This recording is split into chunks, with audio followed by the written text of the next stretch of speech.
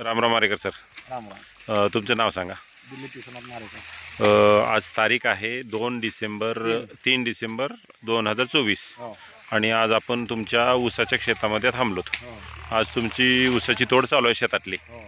हे ऊस आहे 86-032 80 बरोबर. बरोबर. हो. आणि हे ह्या वर्षीचं तिसऱ्या वर्षाचं खोडवा आहे. हा तिसऱ्या वर्षी खोडवा आहे. या वर्षी आपण या ऊस तोडल्यानंतर म्हणजे गेल्या वर्षी ऊस तोडल्यानंतर तुम्ही या ऊसाला सुरुवातीला आपल्या ग्रीन प्लॅनेट कंपनीचं भूमी पॉवर ग्रीन प्लॅनेट कंपनीचंच ऑर्गॅनिक DAP ते प्रोम या नावानं हो आणि ग्रीन प्लॅनेट कंपनीचंच पोटॅश हे एक बॅग, DAP एक बॅग आणि पोटॅश एक बॅग असं 3 एका एकरला टाकले तुम्ही. हो.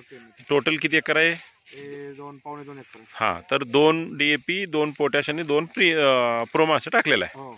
त्यानंतर तुम्ही ह्या ऊसाला दुसरा कुठला डोस टाकलात का? काहीच टाकलेला नाही. आणि याच्यावरच आता यावर्षीचं आपलं ऊस आलंय. आता तोंड चालू आहे. जर तुम्ही इथं हे जर बघितलात, रास जर बघितली तर कंटिन्यू रास पडत आहे. बरोबर आहे. तसं जर बघितलं तर हा तिसऱ्या वर्षाचा खोडवा आहे. आता हे जे खत वापरलात याचा आपल्या शेतात नेमकं काय फरक झाला असं वाटतं तुम्हाला? बराचसा फरक जाणवतो. जमीन भुसभुशीत होते आणि हिरवटपणा राहतो आणि जरा वाढी पण जास्त होते. वाढ जास्त होते. तुमचं शेत तसं जर बघितलं तर एकदम असं खडकाळ आहे. साधं रान आहे, असं कुठं भारी रान नाही, काय नाही. तर या ठिकाणी तुम्ही 2 ऊसं काढलेत बघण्यासाठी म्हणून. तर साधारण ह्याचा ऊसाचा कांड्या जरा मोजता का भैया? कांड्या जरा मोजून दाखवा. हां, मोठ्यानं. 7, 8, 9, 10, 11, 12, 13, 14, 15, 16, 17, 18, 19, 20, 21, 22, 23, 24. मोठ्यानं रे 26. आता ह्या ऊसाला 26 कांड्या आहेत. अंदाजे वजन किती असेल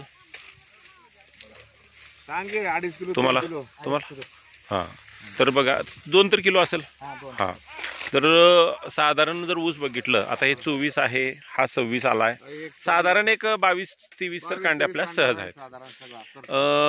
तुम्हाला जूनला एक डोस टाकायचा होता, परंतु तुमचे पप्पानं नको म्हटल्यामुळं तुम्ही ते टाकला नाही.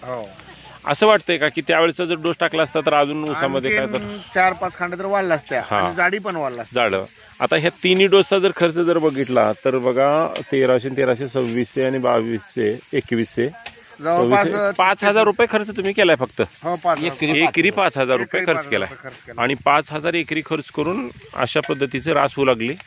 तुम्ही हे वापरल्यावर समाधानी आहात? समाधानी. माझ्या माहितीनुसार तुम्ही भोपळ्याला सुद्धा हे वापरले, तुरीला वापरले. आणि तुम्हाला हे सगळं जर बघितलं तर तुमचे भाऊजी विठ्ठल मुगळे साहेब देऊ लागलेत.